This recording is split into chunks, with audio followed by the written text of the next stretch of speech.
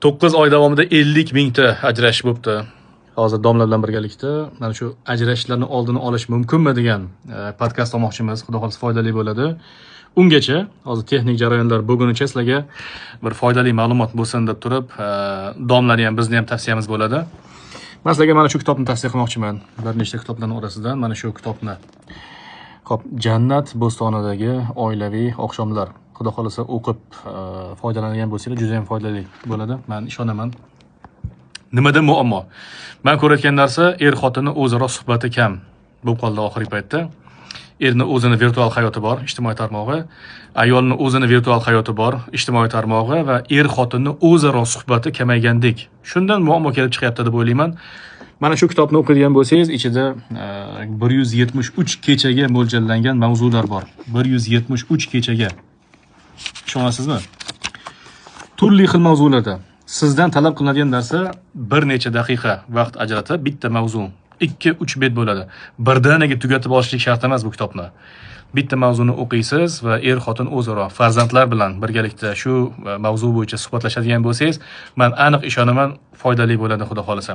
Domla, siz ham bir foydali ma'lumot bering. Men mana shu Qulog'im senda qizim degan kitobni tavsiya qilmoqchiman. Bu kitob nima beradi desa, bugun aksariyat qizlarimiz o'zini dardini, mahzunligini ota-onasiga ayta olmayapti. Ota-onasiga ayta olmagandan keyin nima qiladi? Ijtimoiy tarmoqqa intiladi, ijtimoiy tarmoqdagi demak, haligi do'stlari bilan, onlayn do'stlari bilan dardini bo'lishadi va buning natijasida juda yomon holatlar ko'payib ketyapti. Mana shu kitobni qizingizga sovg'a qiling. Ota-onalar albatta o'qib chiqing. Ota-onalar qizlar va uylanmoqchi bo'lgan yigitlarga ham tegishli. Va buni o'qigandan keyin qizingizda qisqa muddatda ijobiy o'zgarish sodir bo'ladi. Sizga ochilmayotgan, sizga dardini ayta olmayotgan, mahzunligini ichiga yutib, natijada mana yuqorida o'zingiz aytib o'tgandek 50 mingta ajrim.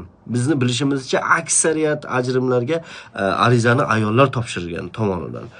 Bu kitobni o'qib chiqsangiz, inshaalloh shunda o'z joniga qasd qiladigan ayollar ham kamayadi, dardini ichiga yutib jamiyatdan norozi bo'ladigan ayollar ham kamayadi.